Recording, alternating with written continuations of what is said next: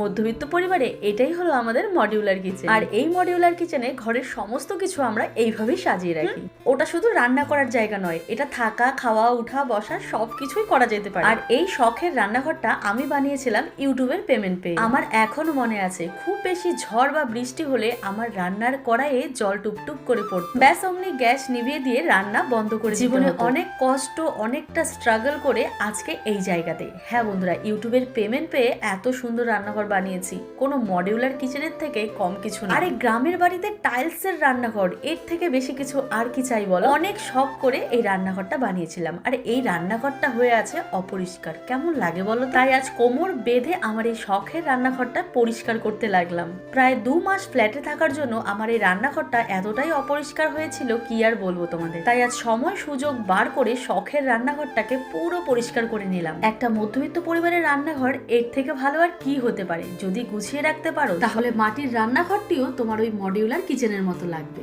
যাকগে, খুব সুন্দরভাবে রান্নাঘরটা গুছিয়ে নিয়ে এবারে চলে আসলাম সেই কই মাছগুলো বেছে নিতে। ঘুম থেকে উঠে শাশুড়ি মাকে দেখেছি এই কই মাছগুলো বাজার থেকে নিয়ে এসেছে।